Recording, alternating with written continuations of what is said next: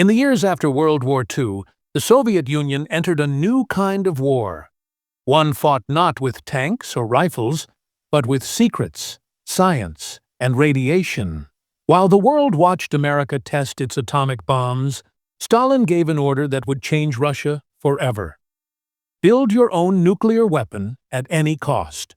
But this new race for power required something even more dangerous: a hidden city where no outsider could ever enter or leave. That city was called Ozyorsk, codenamed City 40. It didn't appear on any map. It had no postal code, no public record, and its citizens were sworn to silence. Inside its fences, the Mayak nuclear facility began producing plutonium, a critical ingredient for the Soviet bomb. It was a city of privilege on the surface: food rations, good housing, even movie theaters, luxuries rare in post-war Russia. But beneath it all lay something horrifying. The air shimmered with invisible danger. The river nearby glowed faintly at night, and people began to fall ill, mysteriously. By 1949, the Soviets had successfully tested their first atomic bomb. But Mayak didn't stop. They continued producing plutonium at full speed, ignoring safety entirely. Waste from the reactors was dumped directly into the Teka River, the same water locals drank and bathed in. Children played near the riverbanks. Fishermen cast their nets in glowing waters. No one was told the truth. In secret medical reports, scientists began recording cases of what they called unknown fevers: skin burns, tumors, and bleeding gums. It wasn't disease, it was radiation poisoning. And the people of Ozyorsk were unknowingly becoming human test subjects in a Soviet experiment gone wrong. Then came September 29, 1957. At exactly 4:22 p.m., a tank holding 80 tons of highly radioactive waste at the Mayak facility exploded with the force of a small nuclear bomb. The blast destroyed buildings, sent a radioactive plume miles into the sky, and contaminated an area of over 20,000 square kilometers. But the Soviet Union couldn't admit to such a disaster. Not during the Cold War.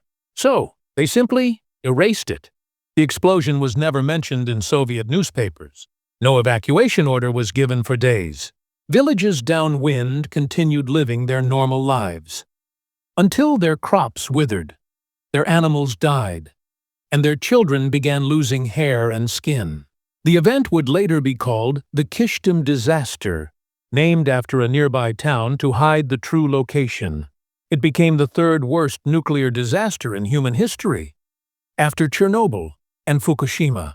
But at the time, no one outside the Soviet Union even knew it had happened. To the world, it was as if nothing occurred. To those inside, it was the beginning of hell. Doctors were ordered not to write radiation poisoning on any death certificate. Entire villages were wiped from existence, bulldozed, their names erased.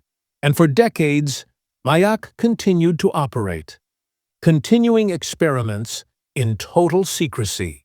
The residents of City 40 couldn't leave. Even if they wanted to, the KGB ensured they stayed silent. Letters were censored, travel was forbidden, and the truth, buried beneath radioactive dust, was never meant to escape. The Soviets built their bomb, but at a terrible price. In their quest for power, they turned an entire city into a living laboratory, and no one was ever supposed to know. In the years after the Kishtim explosion, the Soviet government quietly began what it called containment operations.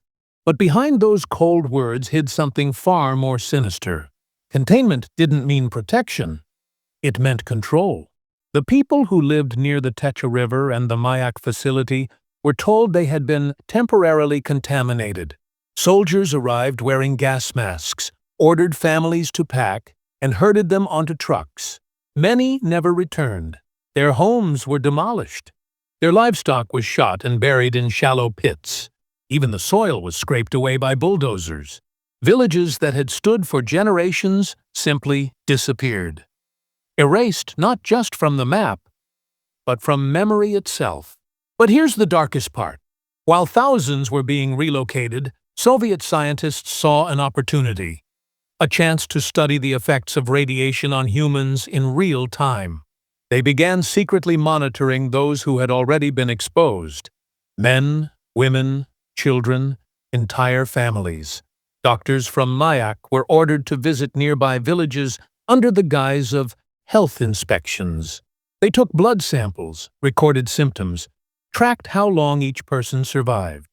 But they didn't offer treatment.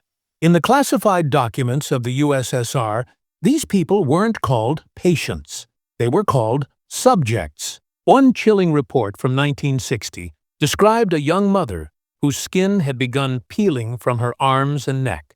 Her infant, born months later, was blind and deformed. Both were noted in the file as Category C, Terminal Progression. There was no name attached, only a number. The Soviet doctors knew they were documenting one of the largest cases of radiation exposure in history. Yet their loyalty wasn't to the people. It was to the party. Each discovery, each autopsy, was marked top secret and stored in the archives of the Ministry of Medium Machine Building, the Soviet agency responsible for nuclear weapons. Meanwhile, Mayak continued producing plutonium, and radioactive waste continued to leak. The Teka River, once a source of life, became one of the most contaminated places on Earth. To this day, its banks are nearly 100 times more radioactive than Chernobyl's exclusion zone. But in the 1960s, the outside world began to suspect something. Western intelligence picked up faint radiation readings over the Ural Mountains. Satellite images showed entire regions mysteriously evacuated. Yet when journalists asked Moscow for answers, the response was always the same. There is no such city. There was no explosion. There is no radiation.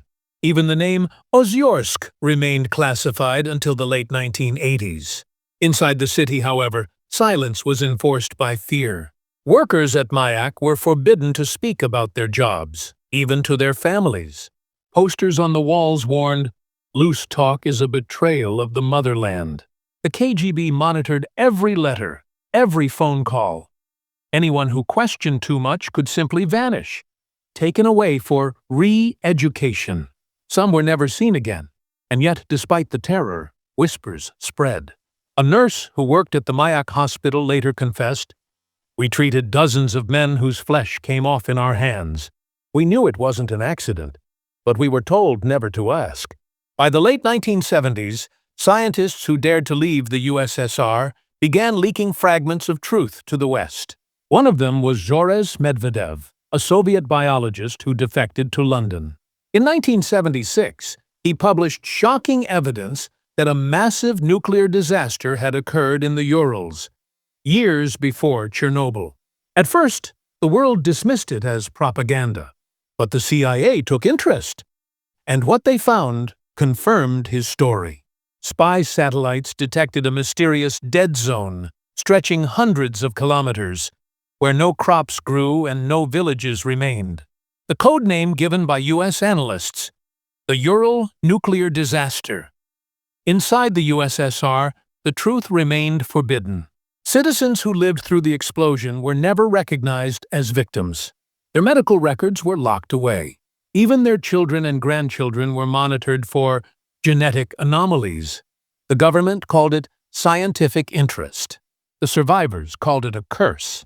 And as the years passed, Mayak's workers began dying, one by one, not from bombs or bullets, but from invisible radiation that slowly devoured their bodies. While the world raced to build weapons of mass destruction, one secret city was slowly dying in silence. Its people sacrificed for science, its name erased by the very hands that built it. But the truth could not stay buried forever. When the Chernobyl disaster struck in 1986, the world finally turned its eyes toward the Soviet Union's nuclear secrets. But few knew that Chernobyl wasn't the beginning. It was the echo of something that had already happened, decades earlier, deep within the Ural Mountains. And inside that forbidden city called Ozyorsk, the old ghosts began to stir again. Survivors who had once been silenced by fear finally started to speak. A woman named Lyudmila Makarova, who lived near the Techa River as a child, recalled, "When I was little, we used to play in the river. Later, my hair started falling out. My brother died at 12. We never knew why. Doctors had told her family it was just bad water. In reality, it was liquid radioactive waste, millions of tons, dumped directly into the river by the Mayak facility from 1949 to 1956. The same river that provided drinking water to over 120,000 people. When Soviet scientists realized what they had done, they didn't stop. They just built new dams, hoping to trap the contamination. But each dam eventually leaked, poisoning more land, more villages, more lives. Even decades later, residents reported glowing dust on their windowsills at night. Children played in fields where Geiger counters screamed with invisible danger. The ground itself had become a graveyard, not just of people, but of secrets. In the late 1980s, as glasnost, the policy of openness, began sweeping across the USSR, brave journalists and local activists took enormous risks to uncover the truth. One of them was Nadezhda Kutapova, born in Ozyorsk itself. Her parents worked at Mayak. She grew up under the shadow of the reactors, surrounded by silence. When she began asking questions about the rising number of cancer cases and birth defects, the authorities branded her a foreign agent. She later said, "The radiation didn't just poison our bodies, it poisoned our truth." Then, in 1989, the unimaginable happened. A former Soviet engineer leaked the classified accident report, a document confirming the Kishtim disaster of 1957. The report revealed that a massive underground tank filled with nuclear waste had overheated and exploded with a force equivalent to 70 tons of TNT, sending a radioactive cloud across the Urals. Hundreds died within days. Tens of thousands were relocated. And yet, for 32 years, it was kept secret, even from those who lived through it. For the first time, the world knew the name, the Kishtim disaster. But the damage could not be undone. Entire generations in the Chelyabinsk region suffered from genetic mutations, thyroid cancers, and radiation sickness. Animals were born without eyes. Farms became wastelands. One Soviet biologist described seeing forests glowing faintly at night, where no bird dared sing. Mayak, however, never shut down. To this day, it continues to process spent nuclear fuel and plutonium. The riverbanks are fenced off, patrolled, and marked with signs that read, "Entry forbidden, radiation hazard." Yet, people still live nearby. Some because they have nowhere else to go. Others because they were told the danger is minimal. In the 1990s, after the fall of the Soviet Union, Western scientists were finally allowed to visit the site. What they found stunned them. Radiation levels in some areas were more than 500 times higher than Chernobyl. They discovered secret burial pits filled with contaminated machinery, dead animals, and even the remains of human test subjects. The Soviet experiment had become a radioactive tomb. And in those dark, silent forests, they found something else. Traces of human testing that matched medical records from the 1950s. Files describing deliberate exposure of soldiers and factory workers to radiation for research purposes. The forgotten Soviet experiment had not been an accident at all. It had been a calculated study in how much radiation a human body could endure. For decades, the world knew only of Chernobyl. But long before that explosion lit up the night sky, there was another fire. One no one was allowed to see. A fire that burned quietly inside the bones of men, women, and children. Today, Ozyorsk is still a closed city. You cannot visit it without government permission. It doesn't appear on most maps. The residents call it the City of the Living Dead. And while modern Russia continues to deny the full extent of what happened there, satellite images tell a different story. Barren fields, poisoned rivers, and a silence that refuses to fade. The world may have forgotten the name Kishtim, but the land remembers, and so do the ghosts of those who were erased in the name of progress. The Soviet Union is gone, The Mayak plant still stands, and beneath the Ural Mountains, the earth still glows. A silent monument to a secret experiment that went horribly, irreversibly wrong. In the cold morning light of modern Russia, the city of Ozyorsk still breathes, but not freely. It remains sealed behind barbed wire, guarded checkpoints, and silence. To outsiders, it's just another industrial town. To those who live within, it's a place trapped in time. A monument built on lies and bones. Every street still bears the marks of its hidden past. Locals whisper that if you dig deep enough in the soil, you'll find not roots, but radiated bones. And every now and then, the Geiger counters still click, faintly but relentlessly. One of the few who still dares to speak is Dr. Yelena Sakharova, a nuclear medicine specialist. She has spent her life treating the descendants of those exposed during the Mayak disaster. She says quietly, "We still see the effects.